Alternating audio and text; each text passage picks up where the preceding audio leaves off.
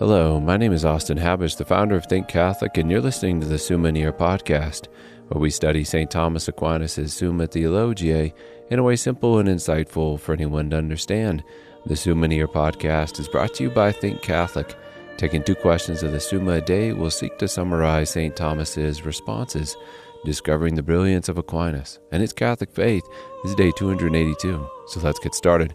We're covering today questions 45 and 50 of the supplement to the Summa, that is, of the marriage goods and of the impediments of marriage in general. The translation that I always use in these podcasts is the one generously provided to me by Ave Maria Press, the 5-volume set translated by the Fathers of the English Dominican province, which you can now get at a discounted price from Ave Maria Press's site by typing in the code Summa 10, and so here we go. Article 1, whether certain blessings are necessary in order to excuse marriage. What Aquinas is getting at here, as he says, is for a thing that has a loss attached to it to be eligible or choosable, it needs to have some good connected with it. So when a man gets married, he will lose, according to Scripture at the very least, an ease of focus on God. As St. Paul says, I want you to be free from anxieties. The unmarried man is anxious about the affairs of the Lord, how to please the Lord, but the married man is anxious about worldly affairs, how to please his wife, and his interests are divided. And therefore one would not choose such a life, St. Thomas is saying, unless there were other goods which come from marriage that would excuse, as the article puts it, the choice to get married. Therefore, in the following articles, we are going to enumerate those goods which are attendant upon marriage and make such a state of life not contrary to reason. Article 2, whether the goods of marriage are sufficiently enumerated.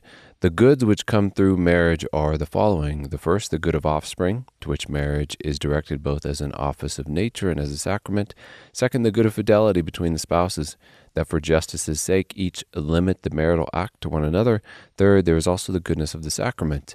Not only is grace given to the couple through the sacrament, but it is also a visible symbol of that invisible union of Christ with his body, the church. Article 3, whether the sacrament is the chief of the marriage goods. Looking at the goods of offspring, fidelity, and sacrament, since the first 2, offspring and fidelity, concern marriage both as merely an office of nature as well as found in the new law as a sign, these goods are more essential to marriage, that marriage be directed towards offspring and that spouses are not unfaithful to one another. However, if what we mean by chief in our question is greatest, then the sacramental good, which has been instituted by God, this indissoluble bond, due to it being a sign of Christ in the church, along with the sanctifying grace imparted through the sacrament, this is chief. Considered in this way, the sacrament is the chief of the marriage goods. Article 4, whether the marriage act is excused by the aforesaid goods. Do the goods of marriage make the marriage act excusable? And this is exactly what the goods of the sacrament, fidelity, as ordered to offspring do. To quote St. Thomas, now a human act is said to be good in 2 ways. In one way by goodness of virtue, and thus an act derives its goodness from those things which place it in the mean. This is what faith and offspring do in the marriage act.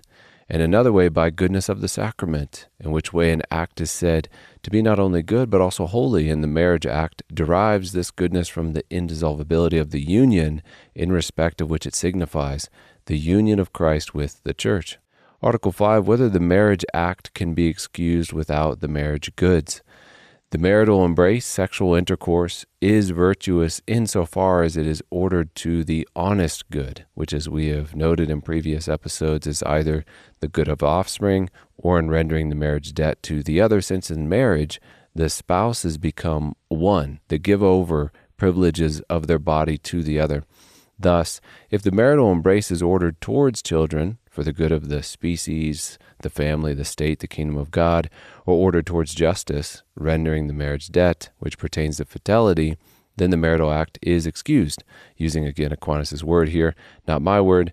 However, lust is not a sufficient reason for the marital act, as St. Thomas puts it.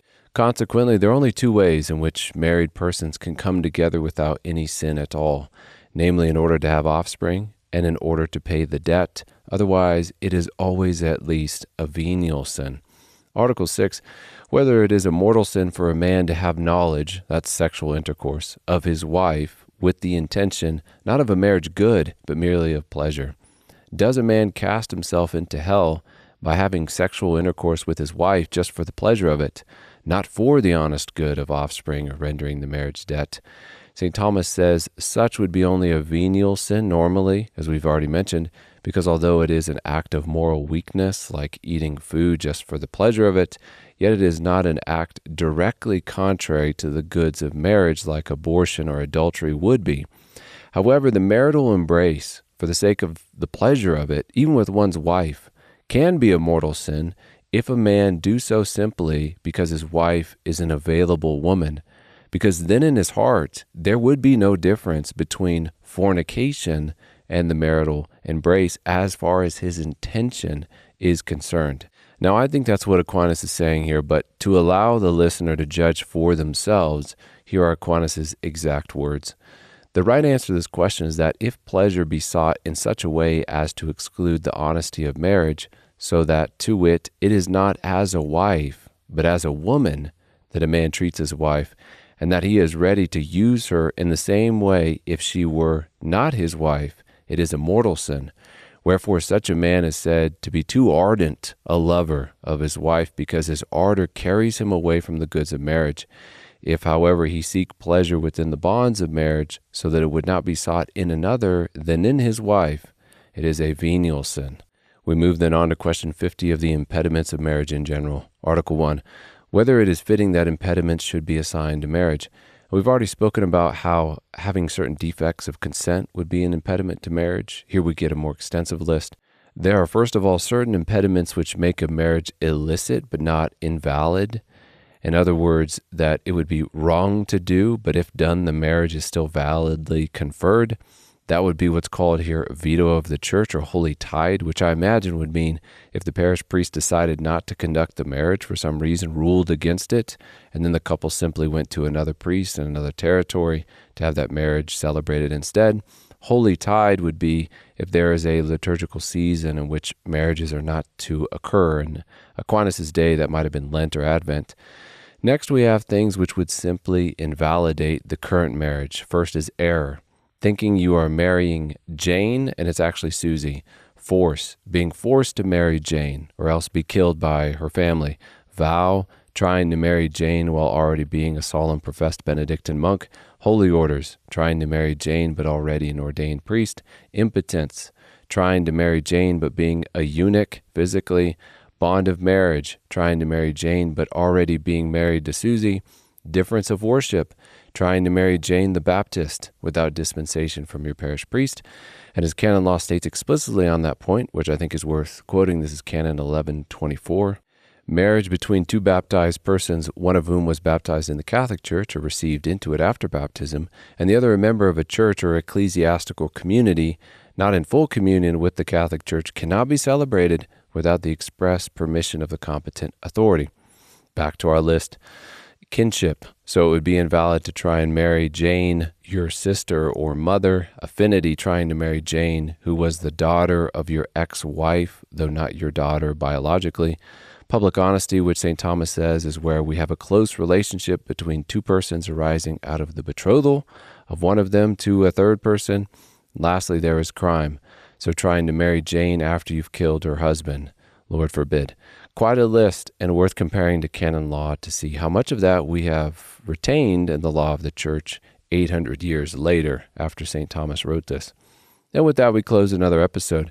We have just finished covering questions 49 and 50 of the supplement to the Summa, that is of the marriage goods and of the impediments of marriage in general. My name is Austin Habish with Think Catholic, and I cannot wait to see you tomorrow.